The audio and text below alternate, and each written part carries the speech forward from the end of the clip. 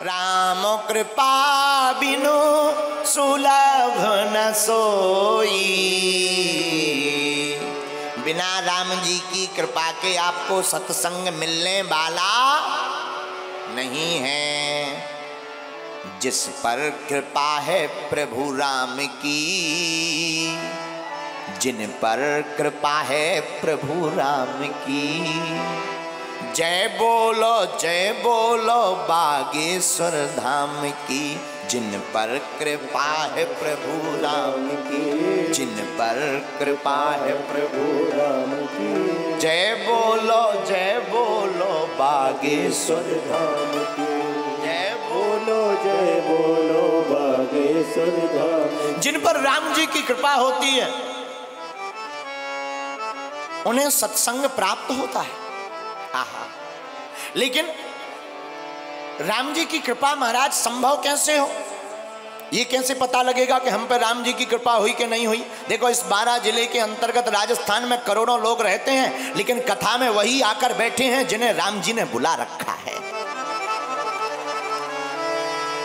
कुछ लोग तो वरना घर से चलते हैं, चलो भाई बागेश्वर वाले महाराज आए कथा सुनावे, लेकिन घर से तो चलते हैं, रास्ते में ही वीआईपी आदमी मिल जाता, पुराना मित्र मिल जाता, चलो भाई थोड़ा चाय हो जाए, जरा तमाकू लाओ, और तमाकू खाई, चाय पी, अरे बोले अब तो कथा निकाली गई, फिर कभी जाएंगे।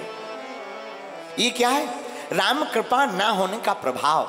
हम आते हुए भी रुक जाते हैं, लेकिन जिन पर प्रभु श्री राम की कृपा होती है वो दौड़ दौड़ कर प्रभु की कथा में चले आते हैं।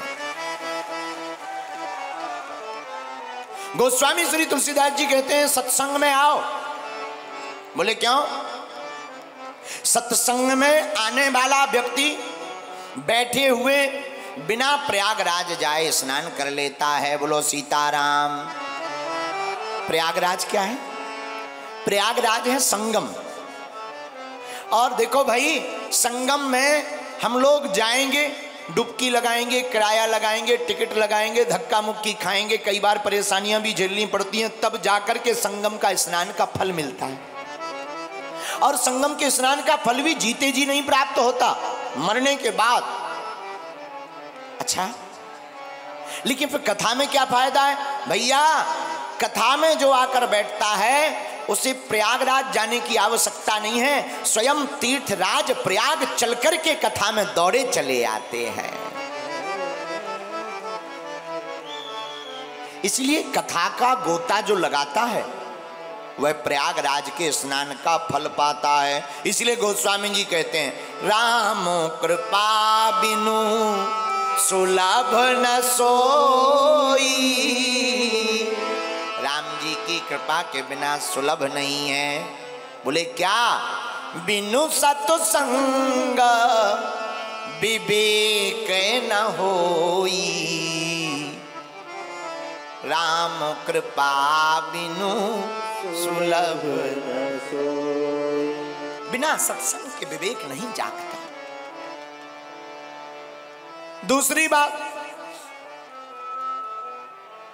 महाराज सत्संग सुनने का फल क्या है? सत्संग सुनने का फल यह है कि कौवा भी कोयल बन जाता है, बगुला हंस बन जाता है।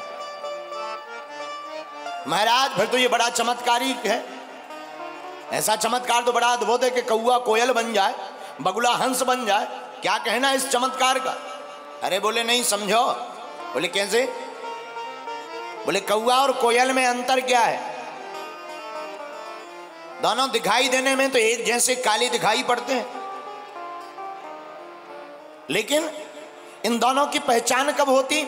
जब बसंत ऋतु आती है तो कौवा कर्कश वाणी बोलता है, कोयल मीठी वाणी बोलती है, तब पहचान होती है। रंग तो एक है लेकिन दोनों में अंतर है, एक कौवा है एक कोयल है।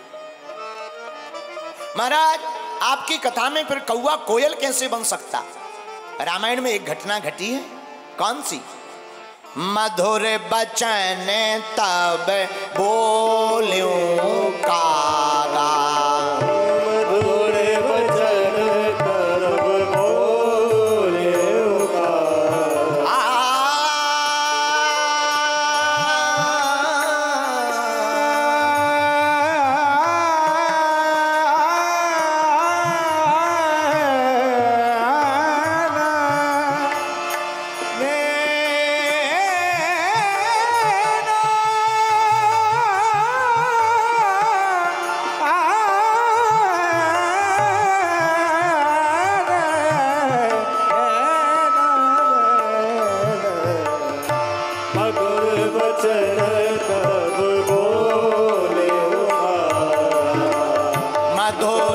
बचन तब बोले कागा। मधुर बचन तब बोले कागा। रामचरितमानस का कौवा मधुर वचन बोलता है, मीठी वाणी। वो कौन है? श्री काकभूषुंडी जी महाराज हैं तो कौवा, लेकिन कौवा बनकर के भी मीठे वचन बोल रहे हैं। ये किसका प्रभाव है? बोले ये सत्संग का प्रभाव है। राम जी की कृपा हो गई तो कौवा भी कोयल बन गया और कर्कश वाणी बोलने वाला कौवा भी मधुर वचन बोलने लगा। यही सत्संग का प्रभाव है। मधुर वचन तब बोल्यूं कागा, मधुर वचन तब बोल्यूं कागा। मधुर वचन तब बोल्यूं कागा, मधुर वचन तब बोल्यूं कागा। श्री राम जय राम जय जय राम, श्री राम जय राम जय जय राम। बोलो श्री राम जय राम जय जय राम, श्री राम जय राम जय जय राम। श्री राम जय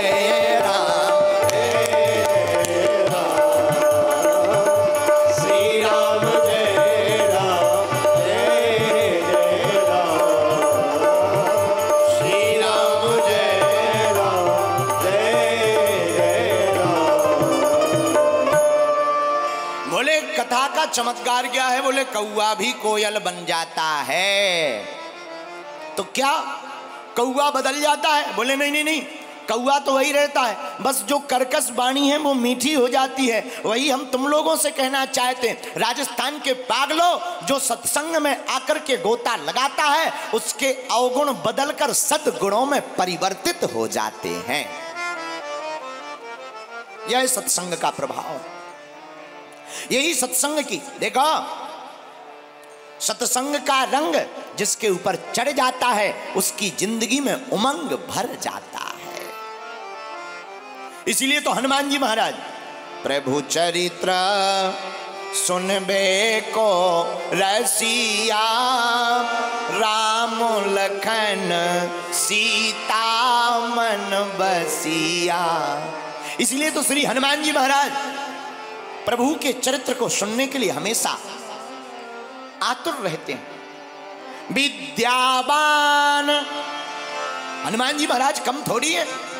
अरे ये स्वयं कथाकार हैं। कथाएं ऐसी करते हैं कि माता जानकी जी की वृथा को मिटा दिया। माता जानकी जी अशोक वाटिका में, अशोक पेड़ के नीचे शोक में विराजमान थी। अशोक वाटिका में शोक में विराजमान माता जानकी जी के शोक को मिटाने का काम, वृथा को मिटाने का काम हनुमान जी की कथा ने कर दिया। रामचंद्र गुण बरने लागा, सुनतहि सीता कर दुख भागा, सुनतहि सीता कर दुख भागा। है? धन्य है हनुमान जी। ऐसी कथा सुनाई कि माता जानकी जी की वृथा मिट गई।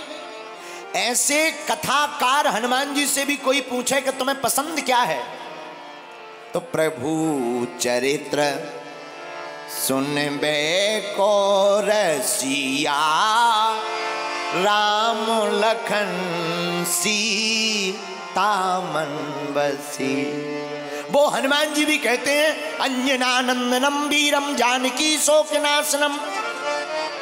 वो हनुमान जी कहते हैं भैया हमको तो केवल भगवान की कथा प्रिय है। और मेरे पागलों, कल हमने तुम्हें सावधान किया था, आज फिर सावधान करते हैं। भगवान ने मुख एक दिया, कान दो दिए, और दोनों कान दिए ही इसीलिए कि आप इन कानों का सदुपयोग भगवान की कथा को सुनकर के कर लीजिएगा।